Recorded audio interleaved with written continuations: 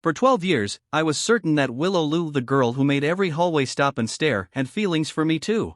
She'd flash me those coy glances, let her fingers linger on my sleeve, and whisper sweet nothings in the middle of crowded classrooms.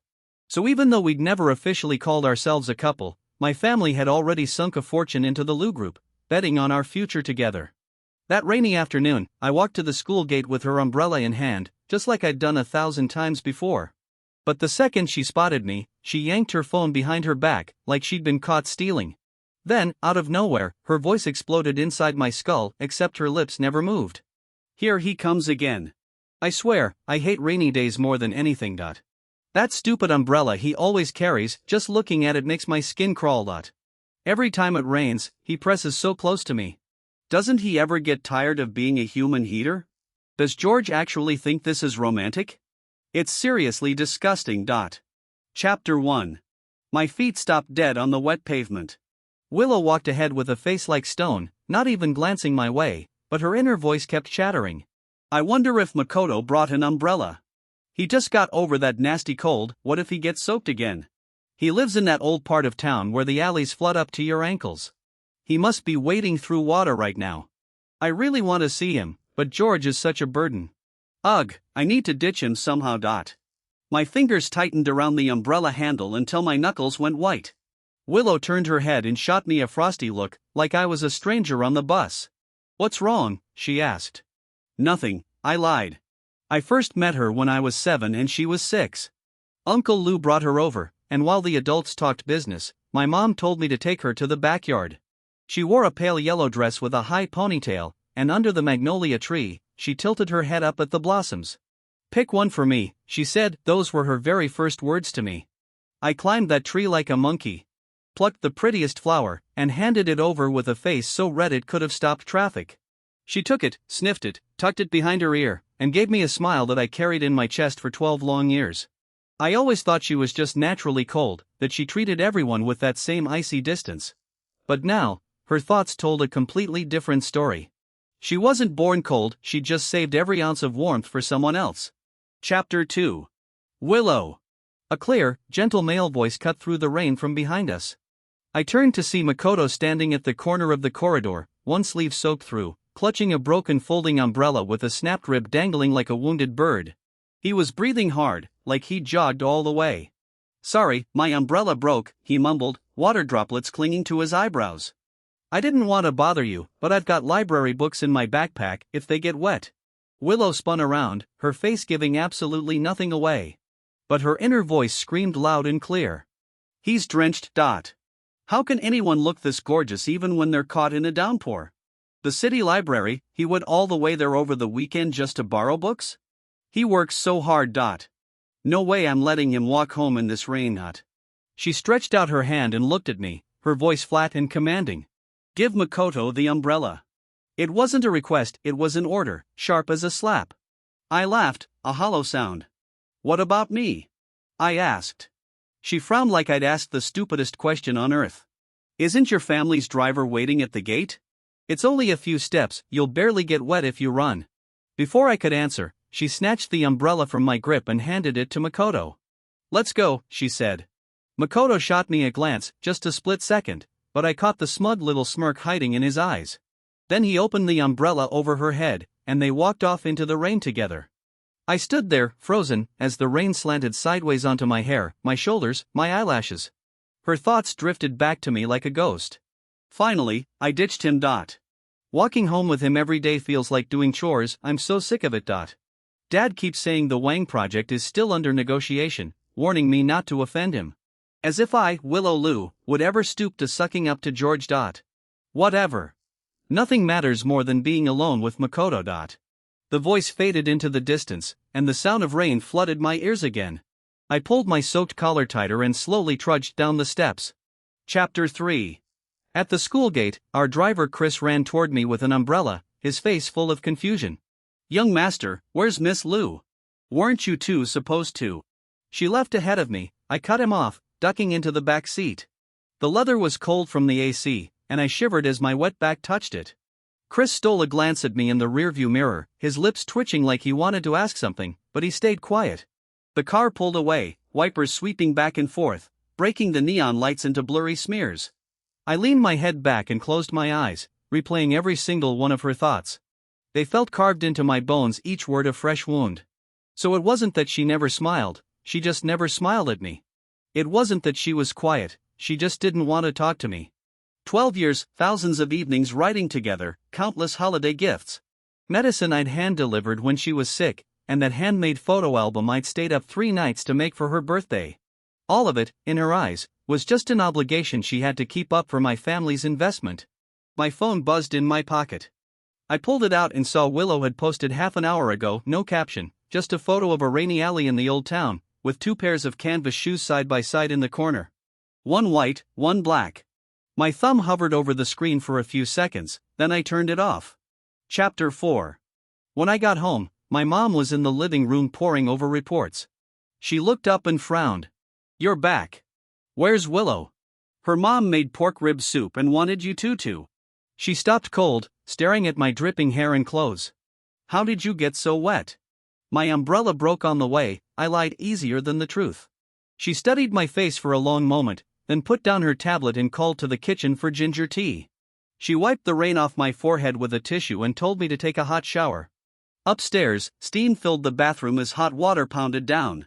I braced my hands against the tiles, head lowered, letting the water run down my neck while her thoughts echoed in my skull. "George is so annoying. I wish I could get rid of him for good. I'm so sick of this whole charade. How could someone pretend for that long, 12 years? I started revisiting all those moments I treasured, the slight curve of her eyes when she gave me a birthday present, her red-rimmed eyes when I was sick, her pleading voice asking me to carry her at the amusement park. What was she thinking then? Probably something like, "Just hold on a little longer, the contract isn't signed yet." I turned off the water and wrapped a towel around myself. My phone screen lit up, 3 unread messages, all from Willow. "Are you home? Were you angry today? Why are you making such a big deal out of this? All I did was make you run a few steps alone. You're not a child. I stared at that last message for a long time, then closed our chat and opened Makoto's profile. We'd never spoken, so the chat was empty, but his public posts were wide open. His latest one, from that evening, read, "Someone asked me if living in the old town is inconvenient. Honestly, it's not that bad. The alley is long, but at the end is the riverbank, and every night the breeze carries the smell of water plants.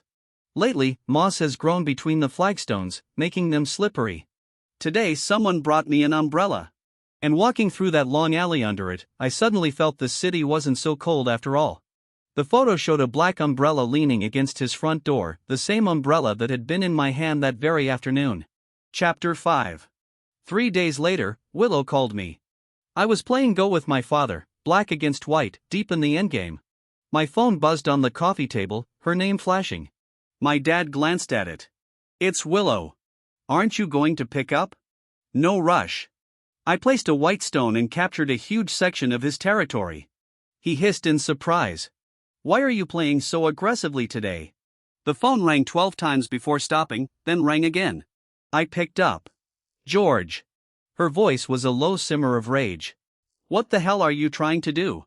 What are you talking about? Stop pretending." She let out a cold laugh. "My father just called and chewed me out. Saying I'm immature and thoughtless, warning me not to ruin something important over something trivial. So, she repeated, all I did was let you get a little wet. Did you seriously run home and tattle on me? Are you 3 years old?" I held the phone, a stone pinched between my fingers. "Willow, do you really think your father heard about it from me? Who else could it have been? You were the only person with me that day. Have you ever considered how many people your father has planted around you, the driver, the housekeepers, your assistant? Every single one reports back to him. Do you really think he doesn't know what you do at school? He just needed an excuse to warn you. Does it matter whether that excuse came from me or someone else?" Silence stretched so long I thought she'd hung up. Then her voice turned sharp and cold. "George Wang, do you think you're something special?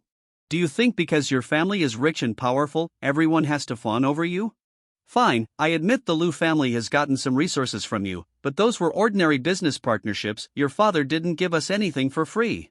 Do you think I actually enjoy traveling to and from school with you every day? If my father hadn't forced me." I cut her off. No one will force you anymore. What? I said we don't have to go to school together anymore. Another pause, then she gave a short, bitter laugh. Fine. You're the one who said it. Yes, I am. Don't regret this, George. I won't. She hung up. I set the phone down. My father lifted his teacup and looked at me over the rim. Did you two have a fight? No. Then why are you playing so ruthlessly? You could have played a quieter move, but you went straight for the kill. I stared at the scattered black stones I'd destroyed and didn't know what to say. Dad, shouldn't we reevaluate the Liu family's projects? He set down his teacup and studied me with an unreadable look. Have you thought it through? I have. He nodded and said nothing more. Chapter 6.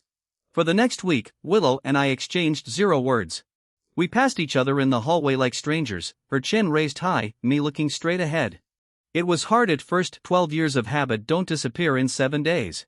I'd unconsciously slow down at the stairs, order an extra serving of her favorite sweet and sour ribs at lunch, let my gaze drift to her spot in the girls' formation during group exercises. But every time, her thoughts would automatically fire off in my head. George is so annoying. Like a bucket of ice water, it jolted me back to reality, and I'd look away and keep moving. Wednesday at noon, I walked past the flower bed behind the science building and saw her and Makoto sitting on a bench together. Her head was tilted toward him, her lips curved into a smile I'd never seen, warm, genuine, reaching all the way to her eyes. She held out a bottle of strawberry yogurt. Try this flavor, I've tried several, and this one's the best. Makoto took a sip. It's a little sweet. You don't like sweet things? I do, he smiled. It's just so sweet that I can't bear to finish it all at once. She froze, then burst out laughing, and her thoughts rang out. How can he say something so adorable? He can't bear to finish it. How can someone like him even exist? Oh my god, I'm dying. I walked straight past them without slowing down. From the corner of my eye, I saw her smile stiffen for a second. It's George. Did he see us? So what if he did? I haven't done anything wrong. He can think whatever he wants. I rounded the flower bed and entered the classroom building. Before first period, our homeroom teacher Jonathan called me into his office. George, how have your studies been? Fine. Well, he adjusted his glasses. Did you and Willow have a falling out? You two grew up together. Whatever happened, you should talk it out. Girls just need a little coaxing sometimes. Sir, I said, could you move me to another seat? He froze. Where would you like to sit? The empty seat by the window in the last row. That one's rather isolated, are you sure? I'm sure. He sighed and nodded. During homeroom, I moved my books while half the class watched. Willow and I used to sit one behind the other. She'd chosen those seats herself, claiming it was easier to ask me questions. Now I carried my final stack to the back corner, pulled out the chair, and sat down. She looked up at me, and her thoughts hit me on cue. He finally moved. At least I won't have to stare at the back of his head every day. Finally, some peace and quiet. Wait, did he move because he saw Makoto and me together? How petty. He can sit wherever he wants. He'd better not regret it later and come crawling back. I opened my textbook and started doing exercises. A breeze rustled the blue curtains, and sunlight slipped through the gaps, dazzlingly bright on my desk. Chapter 7. After that, the only interactions we had were unavoidable: collecting assignments, group discussions, being called on by the teacher. We acted like we didn't exist to each other. Meanwhile, her relationship with Makoto became more and more public.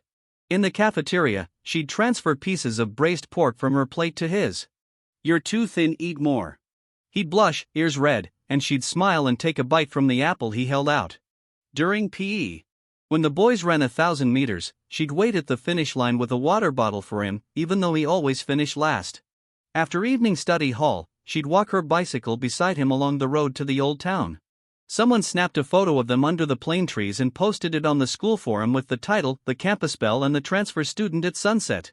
Replies flooded in, dozens of pages of comments like, "They look so good together, weren't Willow and George a couple?" That's ancient history. She likes Makoto now. Makoto is way more handsome. Poor George, his childhood sweetheart got stolen. Another said, "What's there to feel sorry for? Look at his face, he always looks like someone owes him money." I scrolled for a while, then closed the page. Makoto's birthday fell on a Friday, and Willow started preparing a week early. She spent hours online, finally choosing a pair of custom-made headphones with two ornate letters engraved on the silver casing, I for Makoto Ito, L for Willow Lu. On his birthday, she gave it to him at lunch in the classroom, and the whole class went quiet.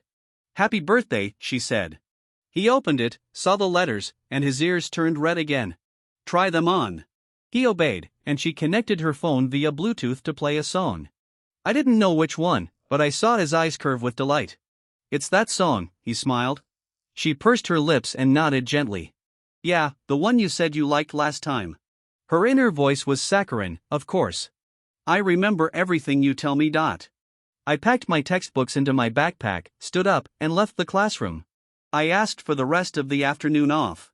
Chris looked surprised when he picked me up. "Young master, why so early?" "Not feeling well." "Need the hospital?" "No, just home to sleep." As the car rolled through the school gates, I glanced up at our fourth-floor classroom window. The blue curtains billowed out in the wind, like a sail. Chapter 8. That weekend, my mom took me to the mall for fall clothes. She tugged at my frayed hoodie sleeve and said, "Look at this, cuff's already worn out." While I changed in the fitting room, I overheard her chatting with the sales assistant outside. Exactly, the Liu family's daughter was such a sweet child when she was little. "I don't know what happened." "What happened?" "I heard she's gotten very close to a transfer student at school. Her father is furious. Mr. Liu put so much effort into that East Side project, and now my husband is preparing to pull out." "Pull out of the project?" "I don't know the details. I only heard that the Liu family was supposed to have a 30% stake, but Wang Group is re-evaluating the deal and talking about withdrawing investments from several subsidiaries. Mr. Liu is so anxious he's broken out in sores around his mouth." The sales assistant clicked her tongue. What on earth is his daughter thinking? Who knows? If she genuinely likes someone else and doesn't like my son, that's fine, but judging by her behavior before, she was clearly stringing George along, keeping him on the hook while getting involved with someone else. My mother paused. "Forget it. Let's not talk about this anymore." My fingers stopped on the buttons for a moment, then I finished fastening them. I stepped out, and she looked me over. "This one looks good on you, much sharper." "Then I'll take it." On the way home, she suddenly asked, "Is there really no chance left for you and Willow?" "Mom." All right, I won't ask." She patted my hand and gazed out the window at the September sunlight dyeing the leaves golden. "You adored her when you were little," she said softly. "One time she had a fever and didn't come to school. After class, you ran to her house and stood outside for 2 hours. Her housekeeper invited you in, but you refused, afraid you'd wake her. Later, Uncle Liu came home and took you inside. You sat beside her bed without a word and watched over her all afternoon." I stayed silent. "Back then," she sighed, "I thought, once this boy gets married, he'll probably forget all about his mother." "Mom, that was when I was a child." "Yes," she said quietly. "When you were a child." Chapter 9. The Liu family's situation crumbled faster than I expected. My father pulled investments without hesitation. The East Side Commercial Complex project announced restructuring first, Wang Group transferring its 40% stake to another firm. Soon after, the 3 Liu subsidiaries that Wang had funded got withdrawal notices. The capital market reacted even faster, and Liu Group's share price fell for a week straight, wiping out nearly 40% of its market value. My mother said Uncle Liu had come to our house 3 times. First, with a revised project proposal, my father accepted it but didn't even look at it. Second, with gifts, accepted those too, but still refused to review the proposal. Third, he brought nothing, sat in my father's study for an hour, and emerged with red eyes. "Come on, old friend," he said. "We can't let the children's affairs ruin our business." My father didn't answer. Willow stopped posting on social media. She used to post daily selfies at food, photos with Makoto in the old town alleys, every shot polished like a magazine page. Now her feed was silent. Rumors swirled at school. The Liu family owed the bank, her credit cards were frozen, her father took back the car and driver. She started taking the bus to school. I saw her once at 7:30 a.m., boarding the number 3 bus through the front doors, tapping her student card, and sitting by the window in the last row. Sometimes Makoto was already on the bus, other times he'd board at the stop near school, and they'd walk through the gates together. They were still together. In the cafeteria, they no longer ordered freshly prepared dishes, they bought the cheapest set meals. Willow would still pick the pieces of meat from her food and give them to Makoto, leaving herself barely enough to feed a sparrow. She thought, it's fine, I'll just treat it as a diet. As long as Makoto eats well, that's all that matters. But I'm really hungry. George used to bring me sandwiches between classes, but I never appreciated them. I looked away, picked up my tray, and walked toward the return counter. That afternoon, Makoto stopped me in the hallway. His uniform was faded from too many washes, but his collar was buttoned neatly. George, can we talk? Go ahead. He sighed. Willow hasn't been doing very well. I know about what's happening between our families and about her father. But those are matters between the adults, none of it is her fault. So could you stop being so heartless? I looked into his eyes, clear and sincere, full of teenage concern. He probably did genuinely care about her. Makoto, I said, do you think I'm the one forcing her into this situation? He shook his head. That's not what I meant. Do you know why she used to travel to school with me every day? He said nothing. Because her father ordered her to maintain a relationship with the Wang family because her family needed our money. So what? His voice rose. Her father forced her to do that. It wasn't what she wanted. Now that she's with me, she hasn't taken a single cent from the Wang family. Isn't that enough? It is, I said. So stay together and be happy. Why are you coming to me? Because she cried, he said. She cried on the phone last night. She said she was sorry for what she did to you. I paused. She has nothing to apologize to me for. George, the bell rang. I walked around him and entered the classroom. Chapter 10. Willow Lu came to my house on a Saturday in early October. I was in my room doing a Cambridge IELTS practice test when my mom knocked. George, Willow is here, downstairs. Her father is with her. I took off my headphones. When I went down, Uncle Lou was sitting on the living room sofa. He'd lost a lot of weight, his suit hung loosely, and most of his hair at the temples had turned gray. A fruit basket and a box of tea sat on the coffee table, exquisitely packaged. Willow sat beside him, wearing a simple white dress, loose hair covering half her face. She'd never worn anything like that before. She always preferred bold colors. She looked up when she heard my footsteps, and I noticed the dark circles under her eyes. Then her thoughts rang out again. He's here. What am I supposed to do? What should I say? Uncle Lou stood first, forcing a broad smile. George, it's been so long, how have your studies been? Fine. I sat across from them. He rubbed his hands together. That's good. I came today partly to see you, and partly to apologize on Willow's behalf. Willow frowned. Dad, be quiet, Uncle Lou snapped, his voice low but sharp. Do you still have no idea what you've done wrong? She bit her lower lip and turned her face away. Her thoughts, here we go again, it's always like this. In his eyes, everything I do is wrong, and everything George does is right. Why? Uncle Lou turned back to me. George, Willow was immature before and did some things that went too far. I'm apologizing to you on her behalf. You two grew up together, you can't let one little incident. Uncle Lou, I interrupted, it wasn't a little incident. The living room went silent. I began. He froze. Heard what? I looked at Willow. Her thoughts. All three of us went still. Willow suddenly turned and stared at me, her pupils widening. What are you talking about? It started that day after school, I said. You thought I was annoying. You saw me as a burden. You wanted to find Makoto. You felt every minute with me was torture. I heard all of it. Her voice trembled. How did you? And that wasn't all, I continued. Whenever you received a gift from me, you thought it was just more useless junk. Whenever we ate together, all you could think about was finishing quickly so you could get rid of me. When I was sick and you came to see me, you wondered why the illness hadn't killed me. I heard every single thought. Willow's face turned deathly pale. Her thoughts screamed, how could he know? That's impossible, I never said any of it out loud. How could he possibly know? I really do know, I replied. So there's no need to apologize, it won't change anything. Uncle Lou opened his mouth.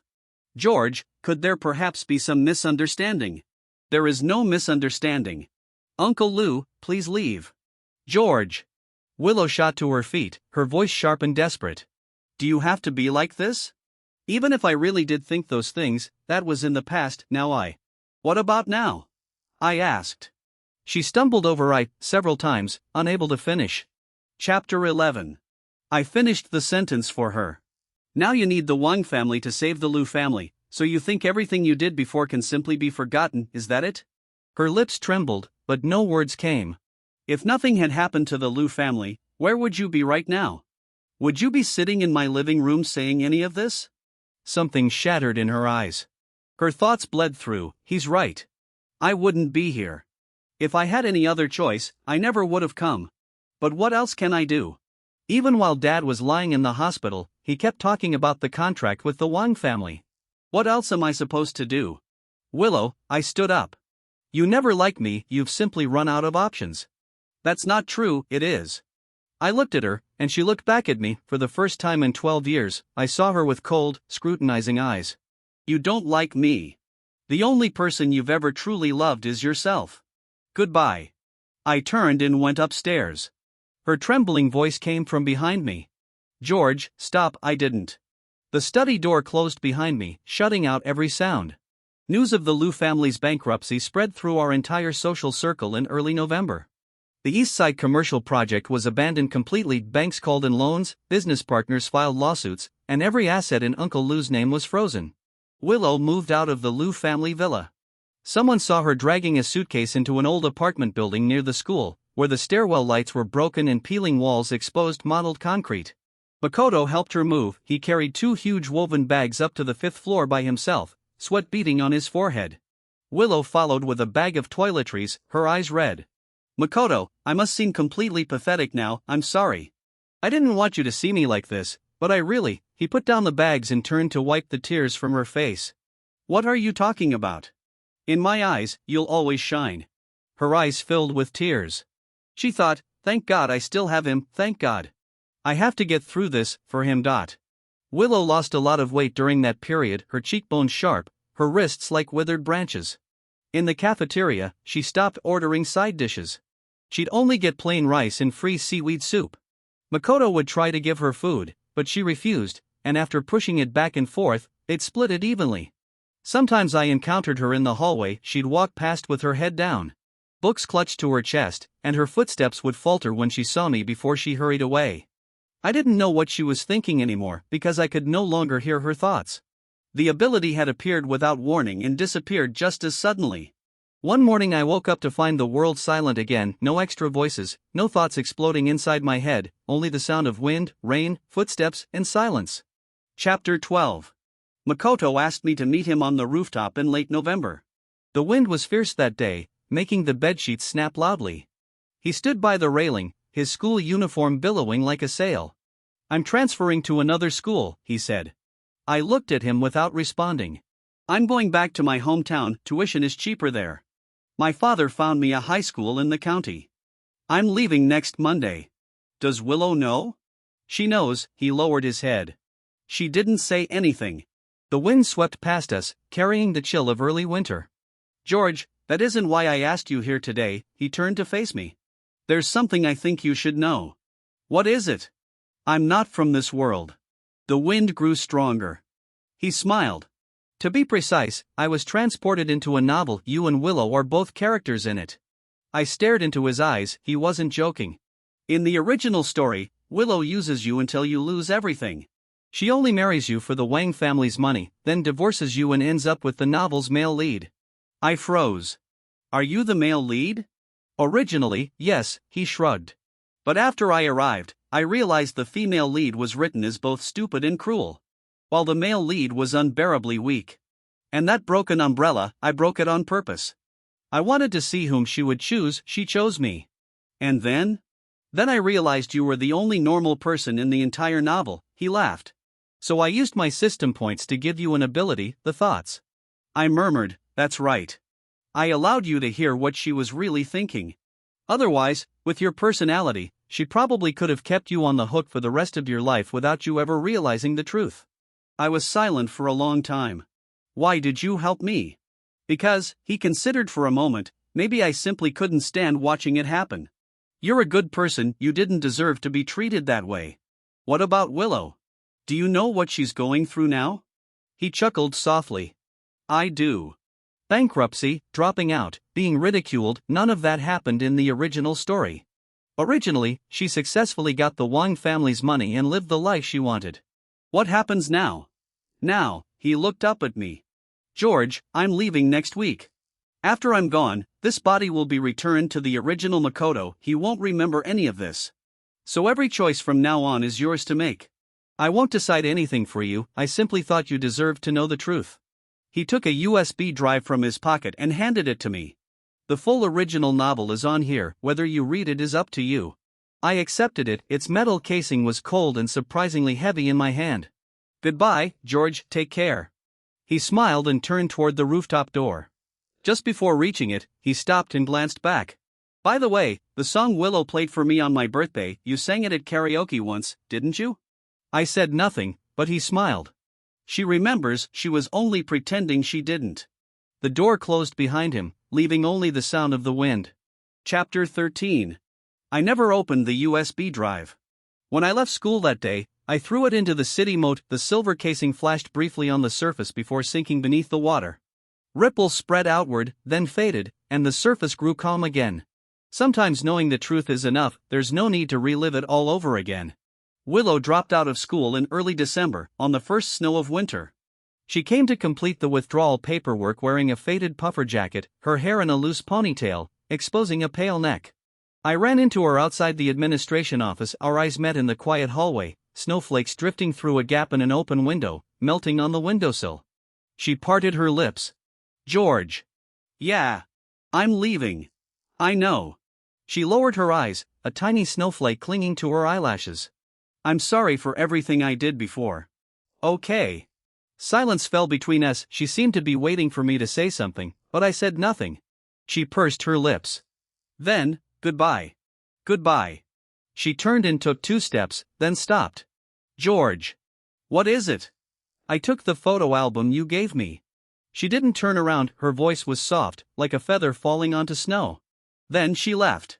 The sound of her footsteps gradually disappeared at the end of the hallway. I remained there for a long time while the snow fell harder, blanketing the world in white. Chapter 14. My acceptance letter from an Ivy League university arrived in late January. My mother was so happy she nearly cried. She turned the letter over and over, took dozens of photos, and posted them everywhere.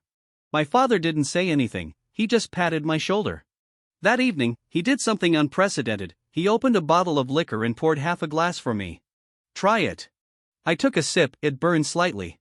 When your grandfather sent me abroad, he poured me half a glass too. My father leaned back, his gaze drifting.